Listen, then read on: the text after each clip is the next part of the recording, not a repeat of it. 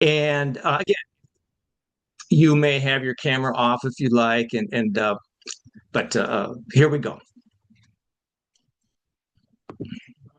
All right, so what we're going to do today is I would like to jump right into these are excerpts from Brittany's book, and then we'll pause for a little conversation with Brittany. But what we normally do is have folks help with the reading, and then we'll just open it up for some conversation today. So, Andrew, I'm going to pick on you there. Could you be in the voice of Mark, the top box there? Could you read that one for us today?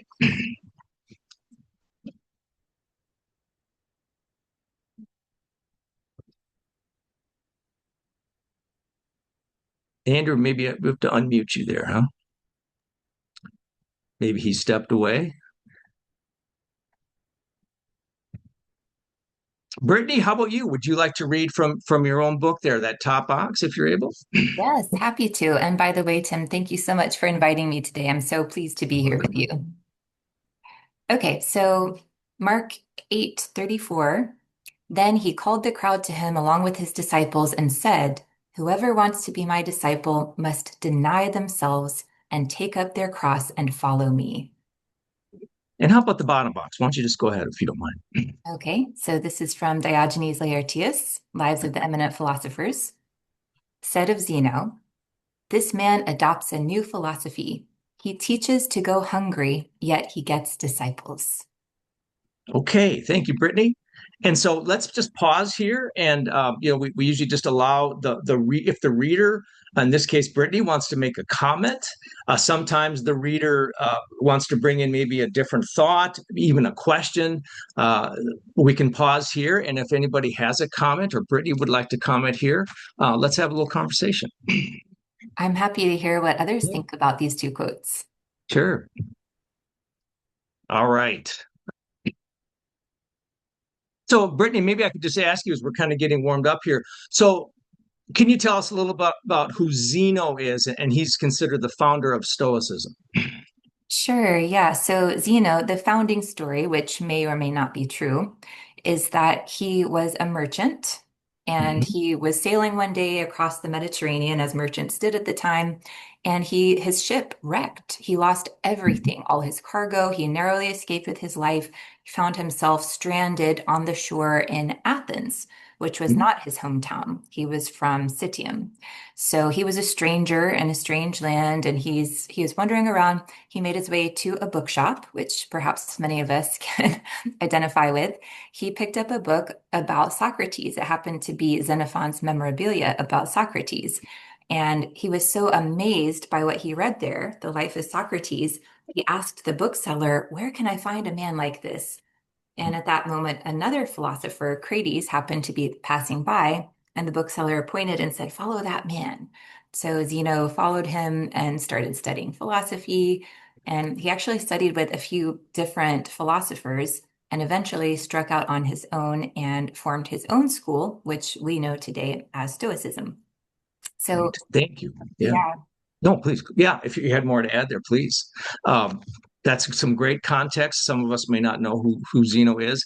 What's interesting, Brittany, I see a couple of hands here, I just wanted to say quickly, one of the strengths, I think that one of the strengths of the Christian tradition is this very powerful image of a cross and a crucifixion, right? Which, you can go in any city in the country or maybe the world and you can see a cross. And I sometimes think that Stoicism needs a little more of an image or a branding. And so I've often thought that Zeno's shipwreck could be, I think we've talked about, there's those shipwreck moments, but I think that shipwreck of Zeno is a really nice image for how someone took this catastrophe and turned it into, a wonderful thing. But let's hear we have Linda and then Cindy. Linda, go ahead. What do you want to say here? No, I was having to laugh a little bit and chuckle about the branding, shipwrecks, memento mori skeletons. Maybe we need something a little more, well, anyway. So I was curious, Brittany, why you chose these two quotes for the chapter. I know it's like so I have the book. It's with two great traditions, and I was just curious in your authorship why you chose it. I hope I can ask a question instead of giving input. Is that okay, Tim, if I go ahead and Oh, respond? absolutely, absolutely. We're gonna flow here. That's great. Thank you, Linda. Okay, sure. And before I jump into that excellent question, Linda, I just wanted to mention on the image, Tim, yes, you put your finger on it. So when the marketing team for the publisher was designing the cover, they were trying to blend an image from Christianity with an image from Stoicism. And what you see on the cover is what they came up with. And Okay. as you can see, it's to me, it reads as simply a cross. I think most people, when they look at it, they see a cross. They were trying to capture the Greek mosaic on there. So they've got the kind of crinkly stone mosaic here. So they were trying to blend the Roman mosaic with the cross. But I agree, it is a challenge because Christianity has this extremely strong symbol in the cross and others as well, such as the fish, and there are others. And so I completely agree. Stoicism is suffering from a PR kind of image problem since we don't have that logo. But to Thank answer your question, Linda, yeah, so as I got deeper into this, and I know maybe we'll be discussing this more later, but as I immersed myself in the Stoic and Christian texts side by side, it really became apparent that the founders, they had very similar um, not necessarily worldviews, but very similar approaches, I guess, to getting rid of societal expectations, which include material goods, social status, these kinds of things. So Zeno actually lost his, according to this founding story. He lost them, whereas you. Christ, of course, he was doing something different by voluntarily sacrificing things along with himself. But there's at the core of both philosophies, there is this idea of, you know, discipleship or bearing a cross or becoming born anew, getting rid of your old self, making sacrifices of things that no longer matter, no longer define who you are, and becoming this new person. And I think these two quotes kind of exemplify this. So Zeno is teaching people to go hungry, and people are like, oh, he's never going to get disciples. Well, people do follow him, right? Same for Christ, obviously. He's very, very demanding. He tells his disciples, you have to leave your families and come follow me. So I think these quotes together exemplify the very demanding nature of both Christianity and Stoicism and how we have to kind of leave our past behind and become somebody new.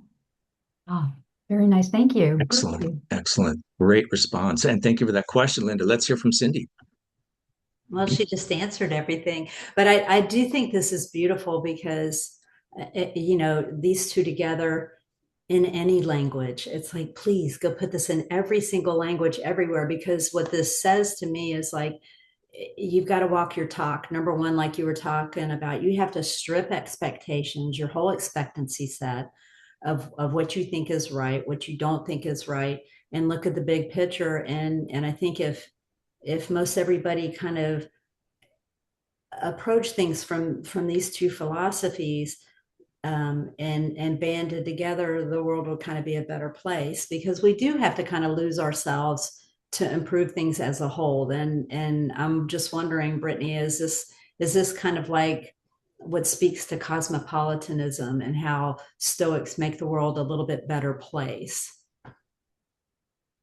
Yeah, I think that's definitely related. I mean, it's getting outside of yourself, right? It's looking beyond your own personal needs, which so many of us are focused on for much of the time, particularly I think in the 21st century. So, yes, it's stripping away all those extraneous things that don't make us happy anyway. We don't need them. They don't make us happy. They weigh us down. They prevent us from connecting truly with other people and doing what we're meant to do on this earth, right? So I think it's about cosmopolitanism on in the local level and the global level because you want to connect with the people who are immediately around you in your life. But this does also enable us, as well as the Christian tradition obviously advocates, reaching out to other people. So yes, absolutely, cosmopolitanism. Well stated. Good connection, too. Thank you. Rick, you have a hand up. Go ahead. Thank you. As I read these two, there's three things I want to say. And I think it points out that there are people looking for something that they connect with, that strikes a chord with them, and it resonates with them. And for some, it was giving up everything and following Jesus. For some, it was going hungry and adopting the philosophy of Zeno. Um, and so we just can never tell what's going to resonate with each of us. And I think these two things point that out very nicely. The other thing I wanted to add is I recently started listening to a lecture series called "Who Wrote the Bible?" Uh, and that's been very interesting, particularly in the Old Testament, which is where I am so far. And thirdly, I wanted to recommend a book to all of you along these lines, the topic of the day. It's called Lamb. If you haven't heard of it, I think I've recommended it before, but it's it's about the life of Jesus from early life through the end, as told by his best friend Biff. So it's kind of a parody, but it's got seriousness involved to it. It's really interesting, and it kind of can give you if you're open to that sort of thing, it can give you a different perspective on the person who was Jesus. Anyway, those are my comments. And Rick, thank you, and always feel free to put you up. You always have such good book recommendations and such, so feel free to put those into the chat if people want to follow up on that. So thank you. Um, what, as I looked at these two side by side also, and I think Brittany, you were alluding to this idea that these paths can be difficult, arduous. And I personally like the image of a cross, pick up, it doesn't say, run away from your cross, or, it's, pick it up and embrace it. And so, Christian writers have talked about this path can be very difficult. Life, I mean, I just say life itself, whether you're, a Stoic or not, or a Christian, is difficult. And I think the Stoics would agree we have to embrace these challenges rather than try to avoid them, run away from them. So there's a lot here. I don't want to spend the whole time here, but I thought this was a great introduction to our conversation and to the book. And one historical note, in Britain, you probably came across this, was I have heard one Christian, historical expert make a connection between Jesus and the Cynic movement. Now, last week we talked about Hipparchia and the Cynic school, and that Jesus might have run into some Cynic ideas in the Mediterranean, but that's another thing that people can look up. But the connection between Jesus with his simple staff and his maybe just one bag and the Cynics, it's a very similar image. So any other comments here? Otherwise, yeah, I see Linda and Karen. Yeah, Linda, go ahead. You're on mute there, Linda. Sorry. Yes, so I think Brittany mentioned the Christian tradition also advocates reaching out to other people. We've talked a lot, I think, in this group about justice and that Stoic virtue of justice and how it means something perhaps a little different back then, which is essentially be good and kind to mankind, womankind, humankind. And I think that's what's interesting to me about Christianity and Stoicism, that they're so similar because you look at other traditions and it doesn't seem that reaching out in charitable work is as pronounced a tradition in other schools. So that's really interesting to me, just this idea. I mean, all the threads, and then also the time period. Sometimes I'm like, I think Jesus was a Stoic. Like, really, I think he could have been a Stoic. We just don't call it that, but wasn't Yeah. he?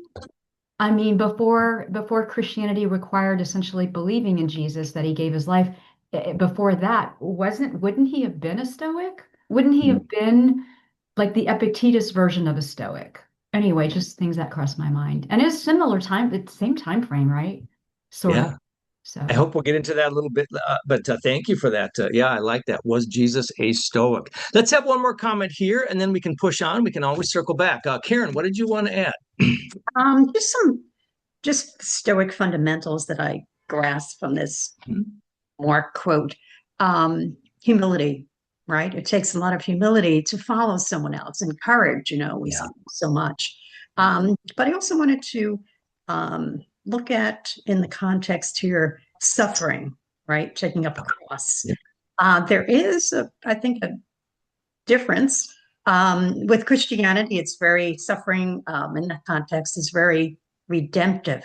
It's reparative, as opposed to Stoics emphasize kind of meeting suffering challenges head on to build character. So picking up our cross in Christianity is not about building character. It's Okay. it's tying our that reparative quality in with Jesus' suffering. Okay. And thank you for that perspective. I mean, and I wanted to say a while back that, we certainly, this is a topic where we're going to have a lot of different ideas, thoughts. We may have atheists and Christians. Brittany, what are your thoughts about that? Did you want to respond to that? I thought that was an interesting comment. Yeah, that's a great point. Thanks, Karen. I would add that, yes, so in Stoicism, it's about building character, but it's also about aligning yourself with the universe. So I think once you start thinking in those terms, it approaches the Christian idea, not of redemption, because redemption, afterlife, obviously that's not a part of Stoicism at all. But it is with the bigger picture of nature. And you might know that the Stoics identified nature with God. So the idea is that you're not fighting God slash nature, which of course was different from the type of transcendent God that was in the Judaic tradition and which came into Christianity. God is nature. So you cannot fight nature. Seneca has a nice quote. He says, which is fairer, for you to obey nature or for nature to obey you? And when you put it that way, it's like, well, obviously nature is not going to obey you. So you'd better get yourself in line with nature. And by this, we mean, some big picture things like death, illness, aging, pain, hardship, just those facts of the human condition that we all have to deal with. We also mean those parts of our individual lives, like, oh man, do I have to deal with this person again? Do I have to get behind this person in traffic, right? Those kind of small things. So it's both the larger and smaller aspects of our human life.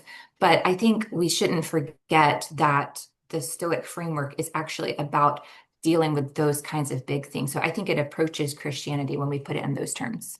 Well stated. Thank you. Linda, go ahead, please. No, that's a really interesting point that Karen had, and then the redemptive nature of suffering.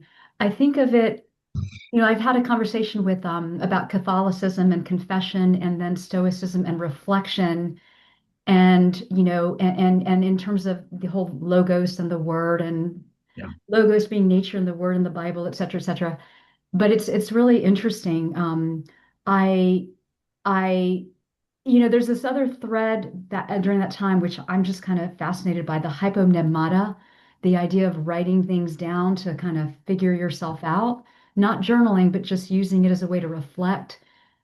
And yeah, so I definitely think there's spiritual entanglement there with both those ideas. And yeah, just that's to put a pin in it to explore later. Excellent. And Linda, your comment reminds me, if people on the call have not picked up Brittany's book about, I think it's called How to Journal Like a Stoic, highly recommend it. It's basically a 3-month self-study course. So that's one of her books. We won't talk about that much today, but I highly recommended that. So thank you, Linda. Appreciate that. Karen, jump in here. Go ahead. Yeah. I just wanted to say that, like, to define Jesus, I don't think we can characterize him as, say, a Stoic or this or that, just for the mere fact that he's a divine being. So he is who he is. And Okay. yeah, he's kind of like Stoic or Cynic or whatever. Yeah. Jesus, and he's, a divine being and beyond what humans can characterize him as. Okay. Interesting.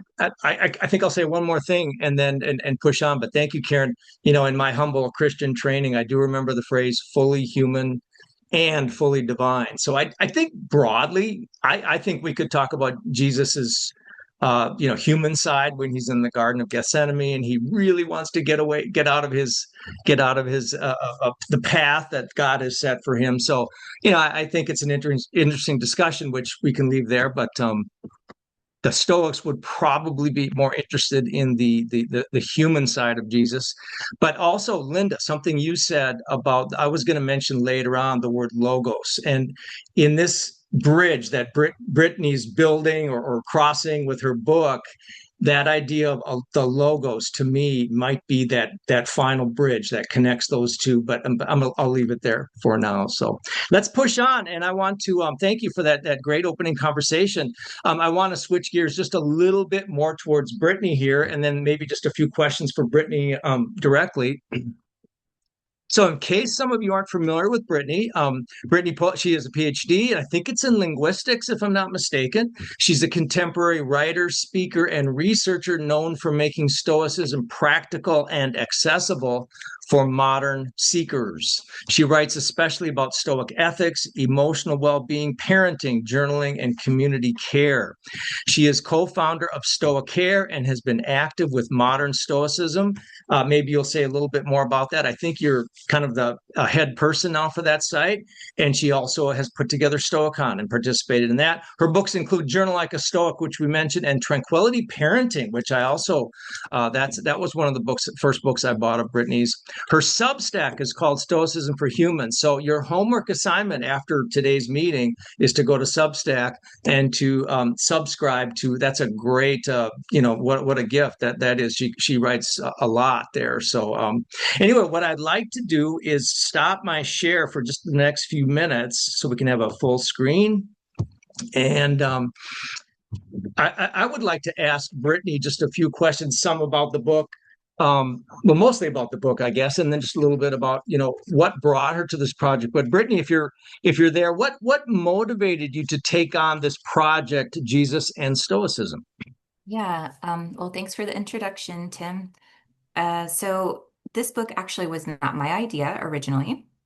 It was proposed to me by an editor at Ulysses Press, and they had previously published, I think around 2000, maybe even in the 90s, a book called Jesus and Buddha, The Parallel Sayings, by a theologian named Marcus Borg, whose work I highly recommend. He's amazing. He's very, very, when you read his work, you see his open spirit and how much he just loves sharing his views with people.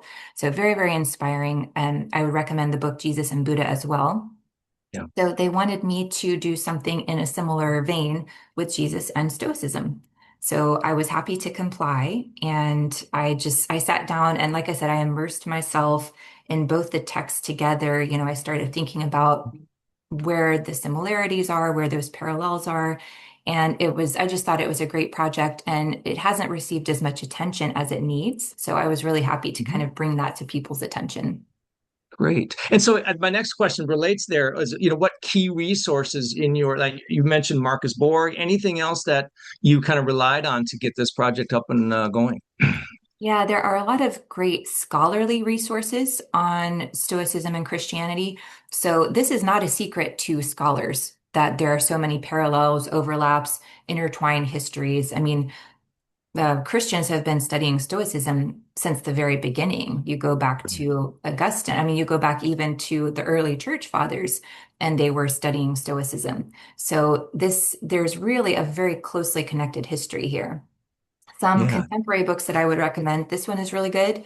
Roman Christianity and Roman Stoicism. It's scholarly, so these resources are definitely scholarly. Do not expect a very reader-friendly read here. There's also a great one called Stoicism in Early Christianity. So I would recommend that if you're into very scholarly takes on this. So some great resources, but yeah, I was trying to kind of put it in terms that would be more inspirational to a broader public. Great. And what I appreciate about all your work is that you clearly have one foot in the academic world, but you really keep your reader in mind. And I think all your work is very accessible. What challenges did you have during this project? Oh, well, one thing that I was from the very beginning, I knew that that there would be people both from the Stoic side and the Christian side who kind of fundamentally disagreed with the premise of this project. Kind of like how dare you compare a philosophy and a religion, either from like a very atheistic point of view or from a very religious point of view. So I did approach with some trepidation, okay, how are people going to respond to this? But Mhm. I just decided, I'm going to lay all my cards on the table with what I'm hoping to accomplish with this project, which is not to make a specific argument that, Jesus was a Stoic, because I'm not arguing that, or, Yeah. that I'm not making a specific academic argument here. I'm just saying, following in Borg's footsteps, let's look at these together. Surely the fact that these are two great traditions, that they've been appreciated by millions of people over 2,000 years, and that they're saying kind of similar things here, surely there's something important about that. So what can we learn when we actually put them side by side and look at what the two traditions are saying? So it's really more of an exploratory and inspirational than saying we have to see things this way. I think as I read the book, you really do a nice job of respecting, both those viewpoints, and that there will be different perspectives on this. So, in the audience here, whether you're a Christian or a Stoic or neither, it's really accessible to all groups. What did you learn about the historical context that you may not have known before you started this? Of both traditions or their intersection. Yeah, I learned a lot. So it was really interesting for me. I grew up going to church, so I'm very familiar with Christianity and obviously very familiar with Stoicism. And yet I had never really sat down and thought through the parallels before. So even for me, I learned a lot. So it's one thing I didn't realize. Scholars do seriously suggest that authors like Paul or the gospel writers were influenced by Stoicism as they wrote these early Christian texts. And I didn't actually realize that that was being discussed by theologians and New Testament scholars, but that is very much an accepted position. I'm not a scholar, so I'm not in a position to definitively say, oh, this is true. But that is something that scholars seriously argue, that Paul particularly, but also the gospel writers, were educated in the Greco-Roman context. They were familiar with Stoicism. The audience that they were writing for would have been familiar with Stoicism and would have been expecting to see some of these Stoic ethical themes in Christianity. And so that they were kind of imported in that way. So I had not fully Interesting. appreciated that fact. And it's really interesting. And you emphasize in the book the idea of the Christians might use the word righteousness, whereas the Stoics would use the word virtue. I had not made that connection before. The emphasis on being righteous, and I thought that was great. And I don't know how much you got into, but you mentioned, like we've talked about in the book of Acts, and I think Ryan Holiday goes into this in one of his blogs too. The book of Acts, where clearly there's this dialogue going on in Athens between, Saint Paul takes a ship over and he ends up in Athens, and then he's having these conversations with Stoic philosophers. So I think it's the Stoics and the Epicureans who are the only philosophical groups mentioned in the New Testament. So pretty exciting. How has this project and this research affected your own outlook or Stoic practice, or did it? I mean, anyway. Yeah, I mean, I just gained an overall greater appreciation for that people of many different, religious persuasions, philosophical persuasions, were all really aiming for something similar. Yeah. And what's up to us is to try to uncover, those things that have accrued over the centuries, maybe the Yeah. false assumptions or misperceptions, both on the Stoic and Christian sides. There's certainly on both sides, and try to get back to the kernel of what the original founding teachers, that vision, that really Yeah. strong ethical vision. So just really getting back to that, stripping away all the other things and focusing Yeah. on the core message, which I think is, in some ways it's different, but in some ways it's very similar between the two. It's interesting you mentioned that. Aren't there some scholars that believe that, over the centuries, so many things may have been added to the Christian tradition, or to that weren't really a part of the original, and that's problematic. As a scholar, what do you think of that? Yeah, well, even just thinking about the gospel books, Hmm. we don't really know who wrote them. They were the Yeah. product of an oral tradition. So the Right. gospels were not written down until decades, at least, after the death of Christ. Right. So it was, an oral tradition within the church before they were written down. So there is a lot of uncertainty, a lot of mystery about, exactly what went into the creation of those. So, Right. to me, it's a reminder that, there's a lot of, there's a lot of work that still remains to be done. So it's a process Yeah. of discovery. Yeah, for sure. I've told the group, I keep hoping that we're going to hear about these clay jars that are discovered in some pit somewhere in the Middle East. It's going to solve all these problems, but I'm still waiting. I had one more question, Brittany, and then I'd like to open it up to, I see some hands are already up there.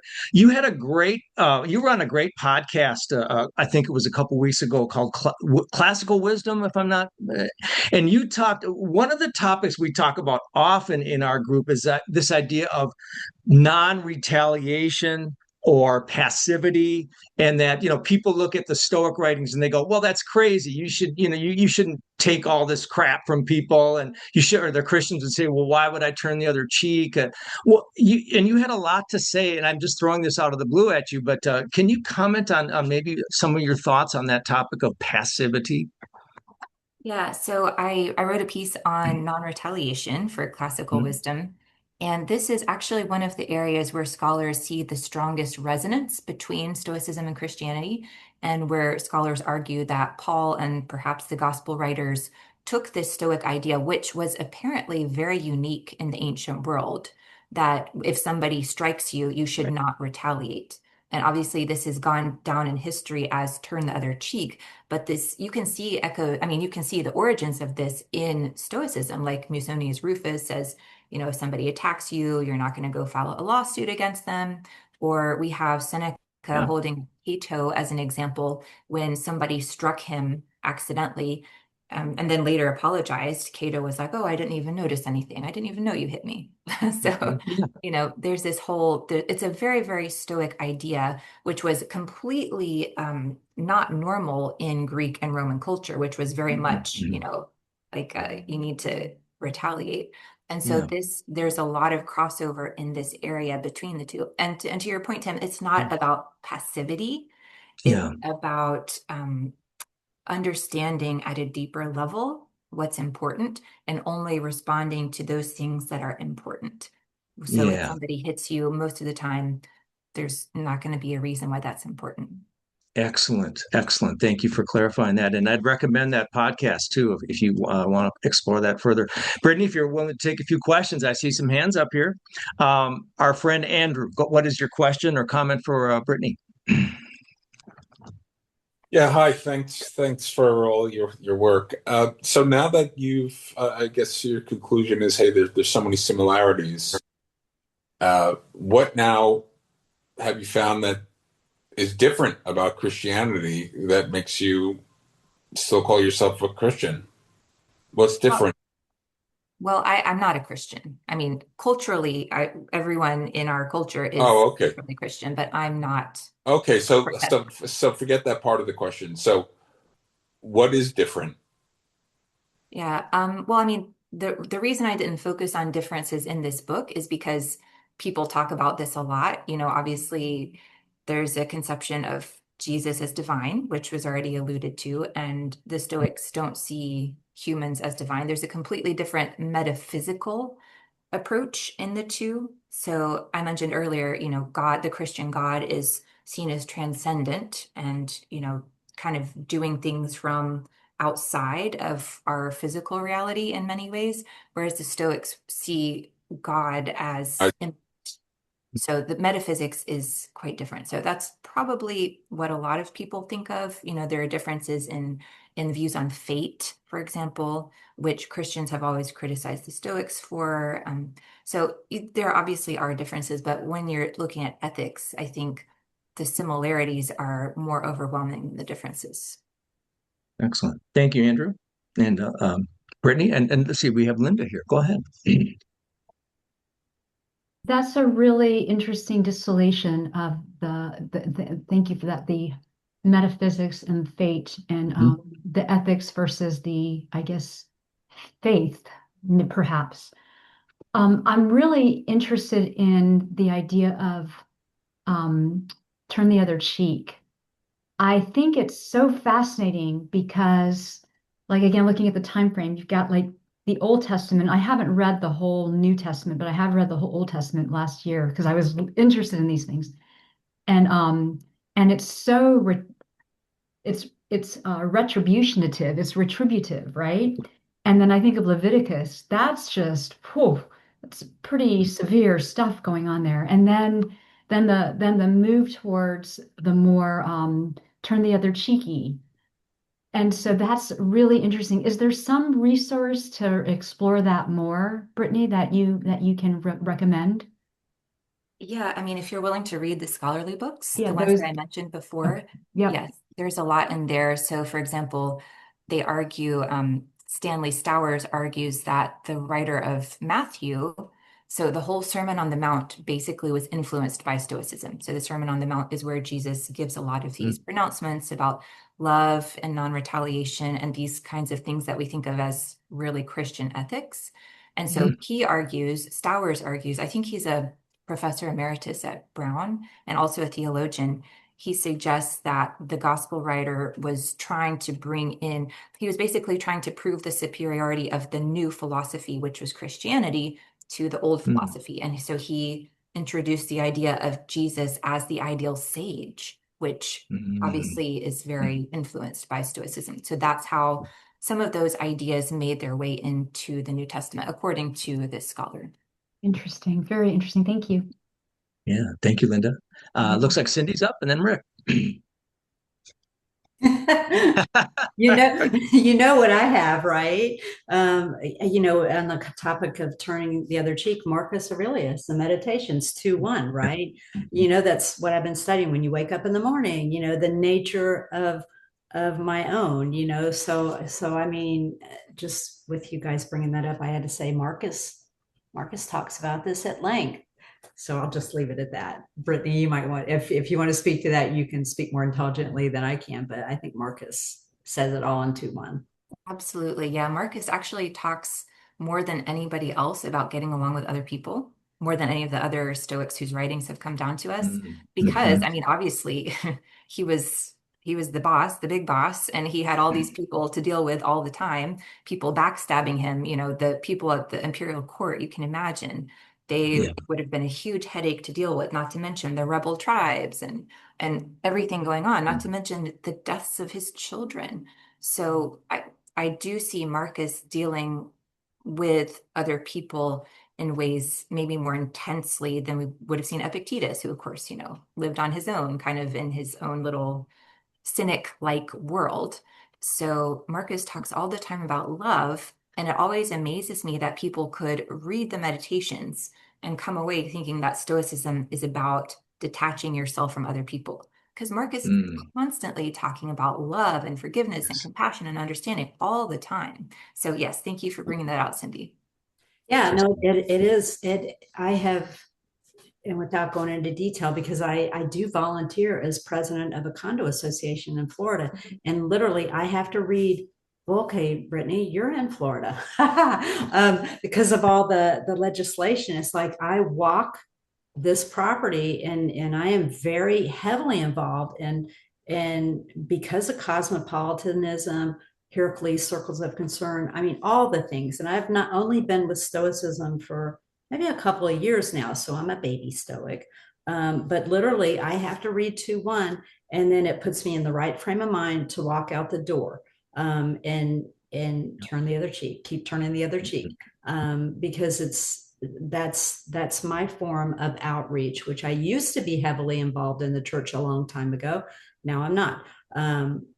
So yeah, I think Marcus, thank you for saying that. Yeah, I'm laughing because I used to be president of an HOA association. It was before I discovered Stoicism. So looking back, I'm like, oh man, that would have been very useful. Yes, that you're going to learn about how to respond in those kind of settings for sure. And real quick, and I'm going to call on Rick here.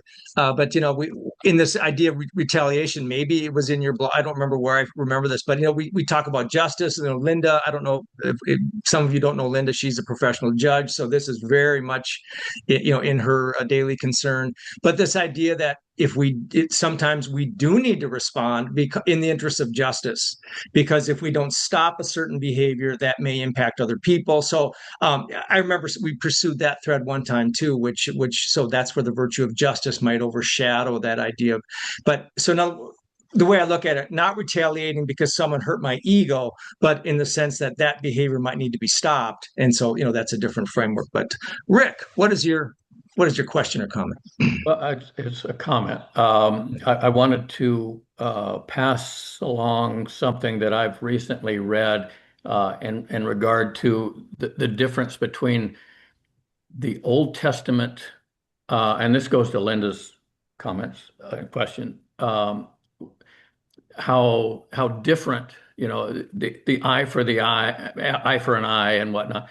And then Jesus said, turn the other cheek. Well, what I've recently read is that Jesus said, in the old times, it was said, an eye for an eye. But I'm here now. I'm paraphrasing. But I'm here now, and that's the past. This is going forward. Turn the other cheek. Now, obviously, that's a paraphrase, but it was essentially and I may be using the wrong term, a new covenant, a new set of rules, because he was here representing the big guy. Uh, and pardon my flippancy, but anyway, so he said, because I'm here as the Son of God, what was said in old times was for old times, but this is the new times, and this is what I say. And that's what I read recently. Whether it's true or not, I'm not going to judge that right now, but just wanted to pass that along. And it might give a different perspective on some of these differences between the Old Testament and the New Testament teachings. Interesting stuff there, Rick. Brittany, did you want to comment here? Yeah, thanks for bringing that up, Rick. So Jesus said, I am not come to destroy the law, but to fulfill the law. So it was all fulfilled in him, in his divinity, right? And actually, I bring this out in the book. So the Stoics had kind of a similar idea. So the parallel I see here is that Jesus and the Stoics all wanted to return to a previous pure way of doing things.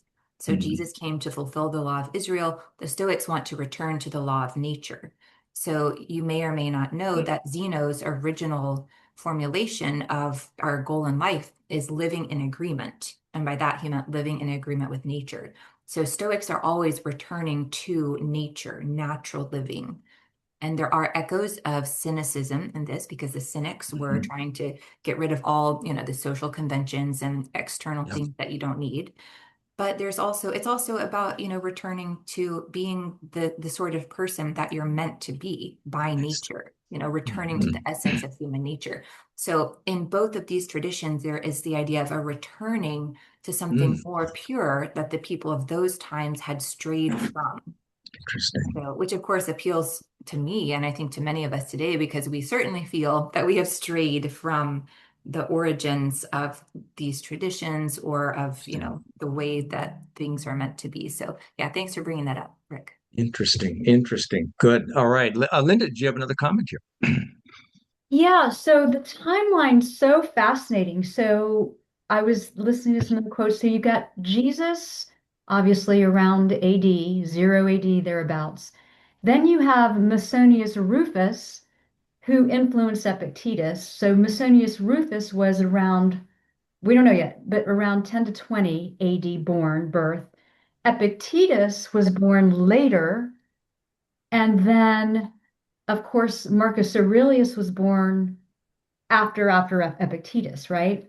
I think Marcus Aurelius died like 130-ish, I think, AD. So I'm just kind of thinking of who influenced Musonius Rufus. So Rufus and Jesus would have been kind of contemporaries, perhaps. And they're all like Nero was the bad guy. So what's going on historically is very interesting to me as a way to kind of tie in, just see what the connections were, right? And I think Brittany mentions this in the book about the rebelling might be too strong of a word, but the the group that was in opposition to the bad, the corruption, all that. So who is the person that would have influenced Musonius Rufus, or who would have been the Stoic that Musonius Rufus would have been following? Because that's the time frame that would have preceded Jesus, which would have been that heavy core influential period, perhaps, for Jesus. And then it all threads together where it becomes this culture of turning the other cheek by the time Marcus Aurelius is, you know, having to kill people that he didn't want to because he's running an empire and dealing with all these threats, and also trying to turn the other cheek in his personal life against people that are like, trying to hijack his rule. So fascinating stuff. So kind of a historical question. Brittany, Yeah. can you add something there?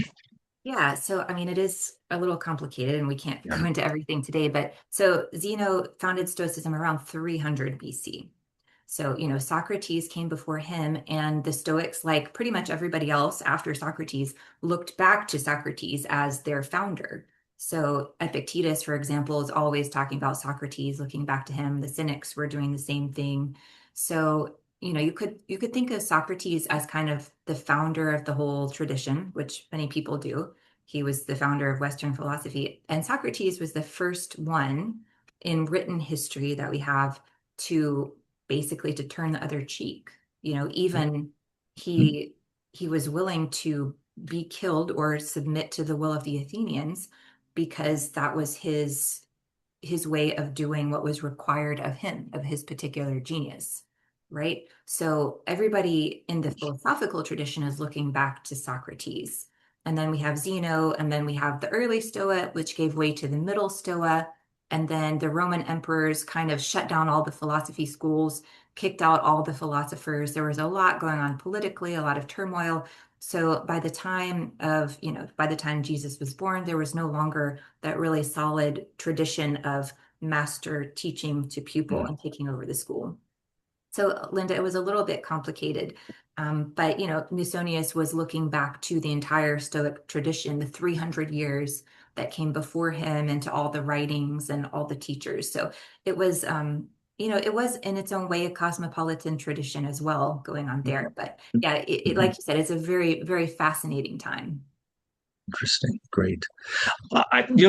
As far as this segment of our meeting today, Brittany, I just wanted to ask you now, as far as, you seem to be always writing. Do any other future, I'm assuming you're continuing with your Substack, any other book projects coming up on the horizon for you? Yes, I'm currently working on something for Macmillan's Collector's Library, which should come out next year. So these are going to be collected texts on certain themes within Stoicism. One of them is called Embracing Resilience, and one is called Getting Along with Difficult People. So each book will feature texts that I'm selecting on those themes. So yeah, you can be looking for that. Excellent. Excellent. So I'm sure you'll keep us surprised if we follow your Substack and such. So excellent. Looking forward to that. You remind me of my friend Stoic Dan, who seemed to have more than 24 hours in a day like us mortals have, but good for you. So we'll look forward to that. I don't know when we're coming up on 11 o'clock. Now, our meeting normally goes for another 20, 30 minutes. You're welcome to stay with us. I was going to flip on a couple more slides. So, Brittany, are you able to stay for a little bit longer, or if you have to rush off, that's fine. I can do about 15 minutes. Perfect. Perfect. Yep. We'll mark that. So let me go ahead and if I can get that going here. All right. I think we're good there. All right. Assuming people can hear me. And this is actually from page 18 in the book. Rick, if you are there, could you read this from the book, Jesus and Stoicism?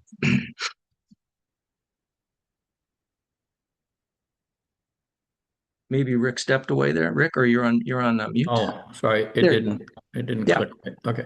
But whenever we return to the core of their teachings, we can see that Jesus, Zeno, Musonius, Marcus Aurelius, and their fellows have always aimed at compassion, overcoming the ego, and acting for the greater good rather than for the narrow self. They have inspired generations to love, forgive, and behave more ethically, even when no one is watching. They are unsurpassed teachers of moral wisdom. Thank you, Rick. Go ahead. And I think this is um,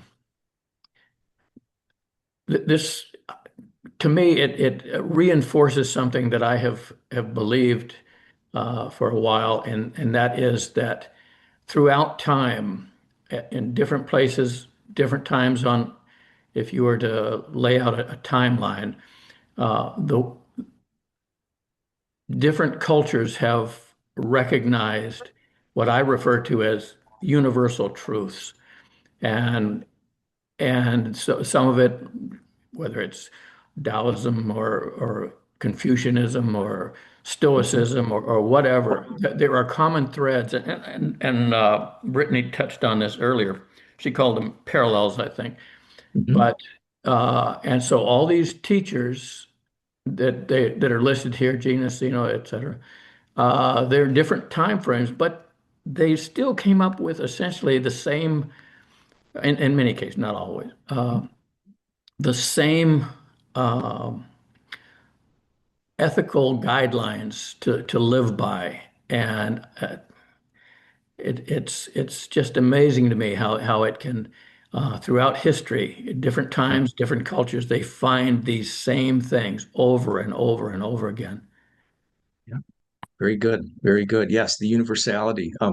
Brittany, did you want to add to anything that Rick mentioned there? Or? Yeah, thanks for bringing that out, Rick. I find Karen Armstrong's work very Yeah. enlightening on Mhm. this in this area. So particularly the Great Transformation, where she actually discusses some of the historical reasons that civilizations around the world. She focuses on India, China, Greece, and Israel around the same time, came up with a lot of the same ethics. Mhm. So you might find that book very interesting. Karen Armstrong. Thank you. Cindy, go ahead. When this was read, all I could think of was especially when no one is watching, right? And Mm. it brought me to the chapter we just went through, Tim, with Beyond and Beyond Stoicism, with the Stoic term of being encratic, because when we were looking at that, and when I tie it in this statement, especially when no one is watching, is that this really is a practice of trying to be virtuous, right? So I'm just interested what Brittany, what your thoughts are on that, and with being encratic. Um, yeah.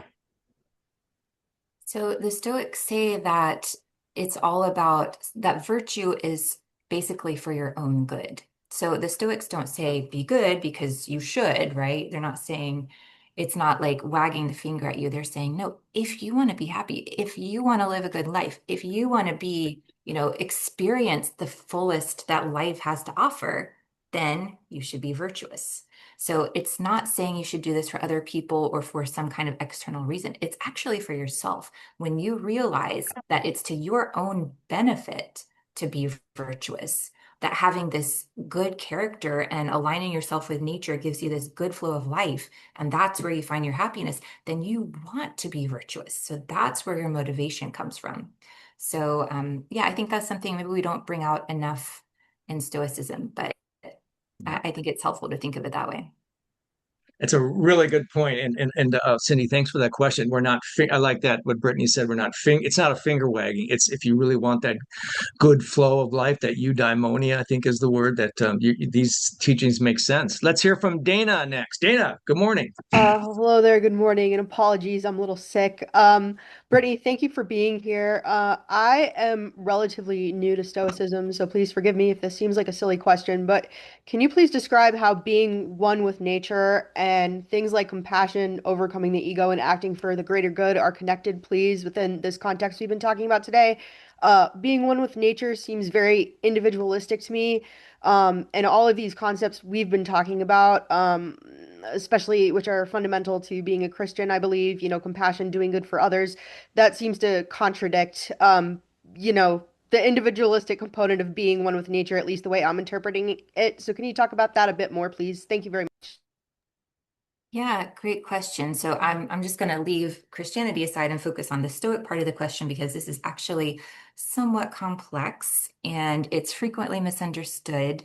So it all goes back to this concept called oikiosis, which is a Greek term that has no really great translation in English. It's sometimes translated as appropriation or familiarization. But it's poorly understood because we don't really have the same concept in English. But what it means is you are learning, you're becoming who a human should be. So if you think about human nature, right, there are a few defining characteristics that make an excellent human. One is our rationality, our ability to think things through, to solve problems. Another is our sociability, right? Humans are just social animals. Even if you're an introvert, you're Yeah. still a social animal because we live with other people. There are very few cases where one isolated human would survive by themselves. And of course, even if that were true, it would be after they had been raised to maturity by a bunch of other humans, right? We live in groups. We always do. That's who humans are. So part of aligning ourselves with nature, which also means human nature, means learning to be the best social animal that we can be. And that's where all of these pro-social concepts come in. So being the best social animal you can be means getting along with people, means showing affection to the people around you. You're not being grumpy all the time. It means developing those parts of you that enable you to show compassion and understanding to other people. So that's how we bring in all of the social aspects, which, yes, it usually doesn't get as much, this connection doesn't get as much attention as maybe it should. And I think that's probably because of the translation issue, but it is actually a crucial part of Stoicism. So that's definitely a good question, Dana. Thank you. I appreciate Great. it. Thank you, Brittany and Dana. Thank you. And Rick, you had another comment here. Well, actually, I have a question for Brittany, Okay. clarification. The Karen Armstrong, I'm looking at the number of books she's written. The one that you referenced, which one is it? Is it The Great Transformation? Yes, the Or, specific one I was talking about was The Great Transformation. A lot of her books do explore similarities. One of her most recent ones is called Sacred Nature, which I yeah, really enjoyed. So she looks at a number of different traditions and how they have kind of overlapping concepts of nature. so you would recommend Sacred Nature also? I would, yeah, it's very good. Okay, thank you. Andrew, what is your comment here? Yeah, I just wanted to comment on something that previous volunteer said. This idea that Stoicism is more about yourself and eudaimonia and reaching your potential and all that kind of stuff, and how that might seem inconsistent with this idea of doing for others, and my take on that is, if you can't be your best self, there's selfishness gets a bad rap. And what I say is, yeah, if you're thinking about yourself and you're not interested in other people, that's one thing. But really, what motivates us is our selfishness, and we should embrace that as long as we understand it in a different way. And that is the reason we do things for others and to make the world a better place is actually in our self-interest, because we do have a built-in, and you can call us divine or whatever you want, is to be valued, feel like you're making a difference, and that's about you. But so if you pursue that, it's good for everybody. So it's just something to keep in mind, focusing on yourself. If you're doing it and dissing everybody, that's one thing. But, you really need to be your best self to be the best person for everybody. Excellent. Andrew is our resident that keeps us grounded in reality. So thank you, Andrew. Brittany, did you want to add anything or comment on Andrew's query? Yeah, I would just say, Andrew, you mentioned what I see as two separate terms. One is selfishness and one is self-interest. And I Yeah. think those are two different things. I mean, I Mm. would say selfishness is focusing on yourself and your own needs to the detriment of other people. Okay. Whereas self-interest, you can recognize that it's in your self-interest to live in a good community where you cooperate with other people because, that ultimately benefits you as well. But it's not selfish. You're not, doing things that are going to harm others. So I think I get what you're saying. And I think, yes, so self-interest does include, thinking about how our self-interest is going to be benefited by things. But we also have to remember that it's different from self-centeredness, it's different from selfishness, it's different from egotism, right? So they're separate concepts. Yeah, yeah, right. So it's a matter of words, you're saying. Yeah, it's a the whole interesting topic. This idea of ego and everything like that. I'm a big think ego gets it gets a bad rap. Yeah, So one of my favorite. Yeah, go ahead. Go ahead. No, Brittany, go ahead. One of my favorite philosophers, Julia Annis, she has a book called The Morality of Happiness. So, Andrew, if you're really interested in drilling down into this, it's a very academic work, but you might be interested in that.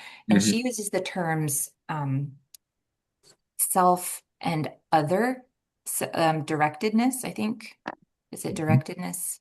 Yeah, concern is the term she uses. So self-concern and other concern. So it's not a question of me versus others. It's a question of thinking through what am I concerned with when I do this. So terminology does sometimes make a difference in how we see things. But yeah, I would recommend that you read that book and see what you think. Interesting. Great threads. Brittany mentioned the idea of oikosis, and we've talked about evolutionary biology, evolutionary psychology. So, the meeting ground I see there is that, like, you take an infant or a toddler, they're naturally taking care of their own needs, their own safety, they're protecting their body. But as that child grows, we hope they start recognizing their peers, they recognize their family, and then maybe ultimately, maybe somewhere along the way they start recognizing that the larger community also is a part of that idea of self. And I think this nicely aligns with the Buddhist approaches, or especially Thich Nhat Hanh. We identify with the wave, but maybe over time we start identifying with the ocean, this much larger sense of self. So some great threads there. Brittany, do we have time for one more text, and then we should let you go? Okay, sure. Okay, one more here. I'm just going to pass on this. Stoicism, you say on page 20, Stoicism was in the air in the first century Mediterranean world. There's a lot there. Well, let's just push on here. I mentioned the term logos. That's something people can research more about. How about this last one here? Maybe I'll just go ahead. One of my favorite passages, you mentioned the Sermon on the Mount in Matthew chapter 6, where Jesus said, "Don't be anxious for tomorrow will be anxious for itself. Each day's own trouble is enough." And then Marcus Aurelius in book 7 says, "Do not let the future disturb you, for you will come to it if necessary, bringing with you the same reason that you now use to deal with the present." I would say if somebody takes only one teaching away from your book, perhaps it's this one. But I'll open it up to Brittany for some comments, and then maybe some final comments from the group here. Brittany? Yeah, I mean, I think this is one of the things that people typically turn to Stoicism for is, letting go of things that they can't control and learning how to not be anxious. And I know this is something Stoicism has really helped me with. So I'd love to hear from the group how they would interpret that. Thank you. Rick, go ahead. I find this somewhat amusing on both sides there, in that we shouldn't worry about tomorrow because we have enough dealing with the present. And yet, when tomorrow comes, it will be the present. So then we can worry about the present still. Just a observation. Yeah. Once, Rick, you get into those, the thinking about time, you certainly run into a lot of paradoxes. I take this as, I know when I was a young man in my career and a young parent, always leaning into the future, always my lesson plan, groceries, kit. And then I had to learn very painfully to bring myself back, that there's a now, there's an eternal now that's really outside of it. It just is present. And I'm thinking this is what they're referring to here, that if we lean too much, if we're always in the future, we're going to be anxious. There is a now which we can relax and be present with. But Cindy, please help me out here. Jump in. Well, after this meeting, I'm going to my yoga studio. So in the yogic tradition, all you really have is your breath, right? Yeah, So nice. yeah, just wanted to say that. Yeah. The breath is certainly in the present moment. I'm gonna be very mindful that Brittany has donated a lot of time today. Brittany, any last comments or questions? And I think as for the group, we'll hang on. I'm going to turn off my recording here. We can hang on for a little more work here, maybe till 11:30.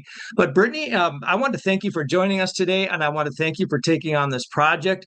For those of us who were raised in a Christian context, these are kind of daily or weekly struggles that I'm still dealing with and trying to figure out. So I just wanted to say I'm grateful that you wrote this book. But any final thoughts or comments today before we wrap up? Yeah, well, thank you so much for having me here. It's been great talking with everyone. I love hearing your questions, very thoughtful and thought-provoking questions. So yeah, just don't hesitate to reach out. You can find me on my social channels, so definitely reach out.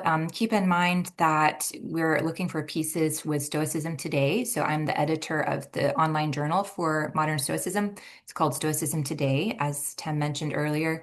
And if you enjoy writing about philosophy and would like to send a piece, you can get in touch through the message function there. But otherwise, thank you so much. It's been really enjoyable. Thank you, Brittany. And yeah, keep that in mind, folks. Stoicism Today, and make sure to visit Brittany's Substack. So thank you again, Brittany. I'm going to go ahead and stop my share here for the moment. And let's see here.